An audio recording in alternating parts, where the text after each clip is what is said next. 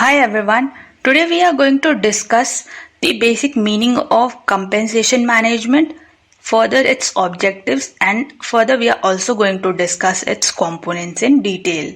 Now let us first understand the basic meaning of compensation.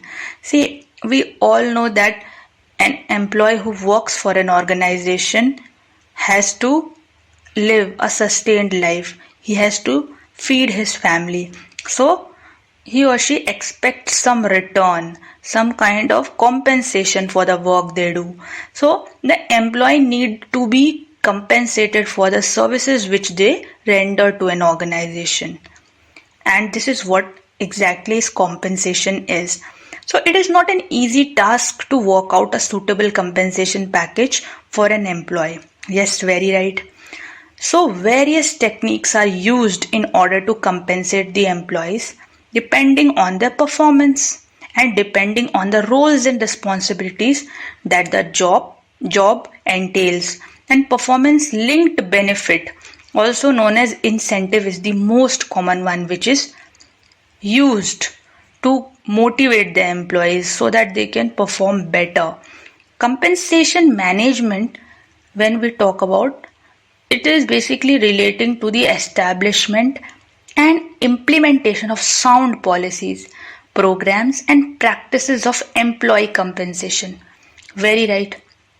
So we have to plan, we have to develop, and at the same time we have to implement the sound policies, the practices of employee compensation. What are we going to compensate? What will be the technique used? Okay, and what all class of employees we are going to divide the entire structure into. So this all has to be taken into proper care. Okay, now in India the government is also playing a very important role by several labor laws which make it compulsory for the employer to provide certain welfares or benefits to the employee. Very right, because there are certain things which are extra, which are very important apart from the compensation, like a wage or a salary.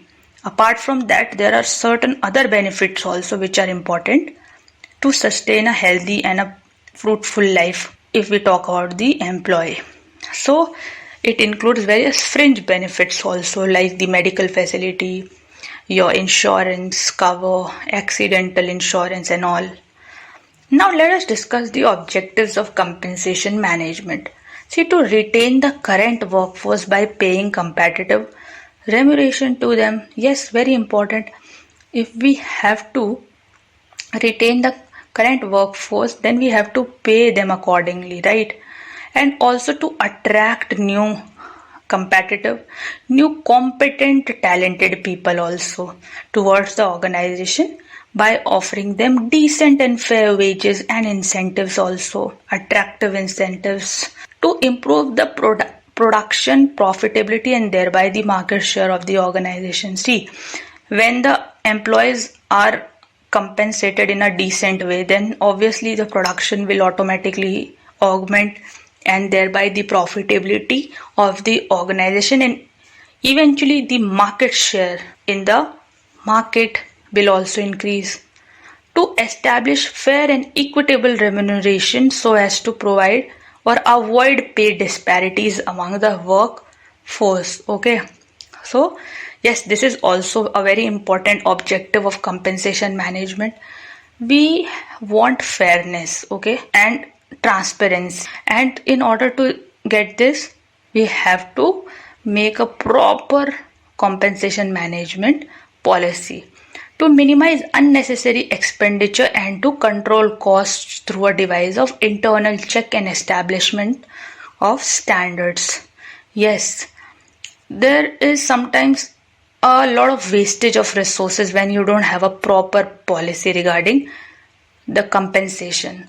So in order to reduce that, in order to eliminate that, we have to devise a proper policy to enhance the reputation and thereby augmenting the corporate image also. Yes, we want our organization's reputation and corporate image to increase So for this, we are paying our employees in a very decent way through a very handy corporate or compensation policy, and also to maintain and also improve the good relations between the employer and the employee through a process of payment of bonus, profit sharing, and other fringe benefits like insurance, medical facilities, etc.